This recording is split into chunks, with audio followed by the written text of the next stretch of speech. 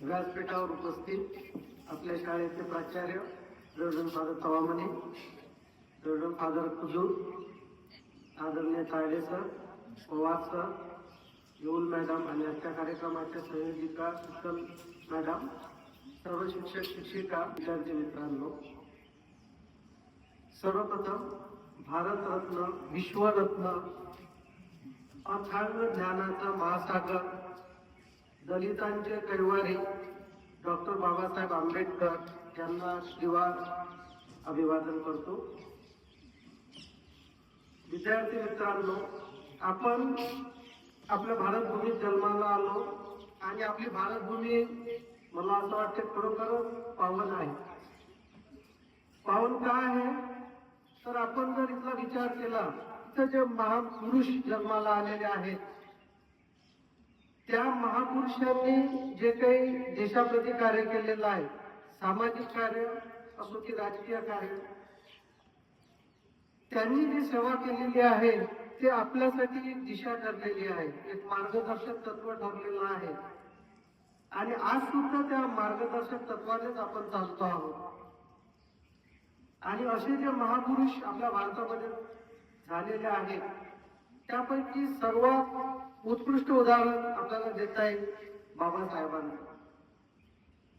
खरोखरच बाबासाहेब हे उत्कृष्ट महापुरुष झाले आणि आज सुद्धा आहे. कारण गेली 134 वर्ष झालेली आहे आणि आज सुद्धा आपण एकदा नाही तर वर्षातून 3 वेळा त्यांचं आपण स्मरण करत असतो. ही सगळ्यात मोठी त्यांच्यासाठी मी म्हणेल उपाधी ठरेल की एक नाही आपण 3 वेळेस त्यांचं स्मरण करतो आणि त्याचं कारणही तसंच खूप मोठं आहे.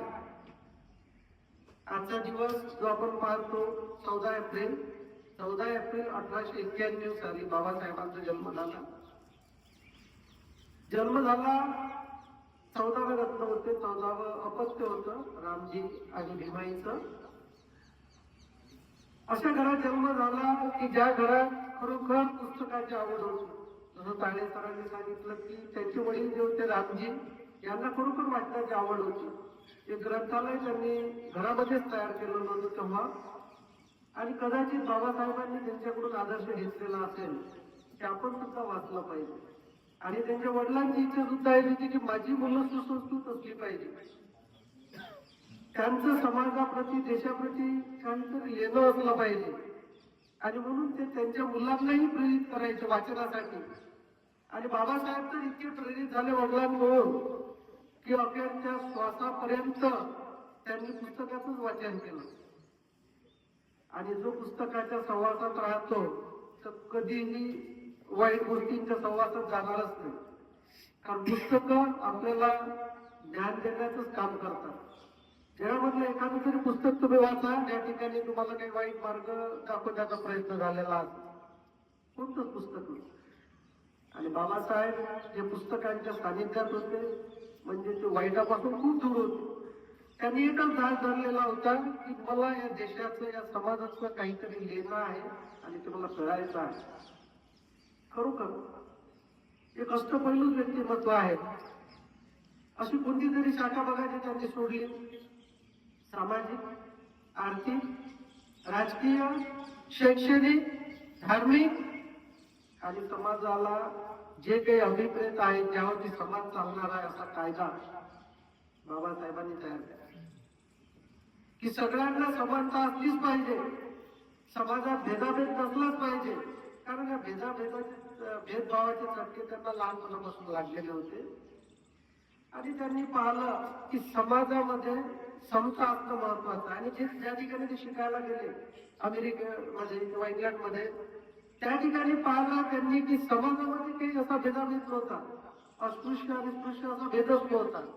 मग त्यांनी पाहिलं की आपल्या भारत देशात असं का, भारत देशामध्ये असं काय घडलं की ज्यामुळे अस्पृश्य भेद तयार झाला आणि ते त्यांनी शोधून काढलं आणि त्यावरती आधारित त्यांनी संविधान लिहिलेलं आहे. मी तर म्हणेल बाबासाहेब हे प्रेरक आहेत, हे दुसऱ्यांना प्रेरणा देणारे आहेत, उत्तेजक आहेत आणि तारक सुद्धा आहे. आणि त्याचं कारण सुद्धा तसंच आहे. बाबासाहेब काही फक्त पुस्तकी पंडित नाही. आपण पाहतो पुस्तकी पंडित फक्त पुस्तकात लिहिण्याचं काम करतात, ते फक्त दुसऱ्यांसाठी असते, स्वतःसाठी नाही. आपण बाबासाहेबांचं पाहिलं तर आचार आणि विचार दोन्ही गोष्टींची सांगड दिसते. त्यांनी लिहिलं समाजात स्पृश्य अस्पृश्य भेद असायला नको. त्यांनी फक्त त्यांच्या समाजासाठी नाही केलं, समाज जगात आपल्या भारतामधल्या सगळ्या लोकांसाठी समाज चालेल ते लिहू शकले असते फक्त अस्पृश्य समाजासाठी, पण त्यांनी सर्व समाजासाठी समानता दिली. म्हणजे बाबासाहेब जसे विचाराने होते तसेच आचरणाने होते, म्हणून ते समाजामध्ये एवढी मोठी क्रांती घडवून आणू शकले.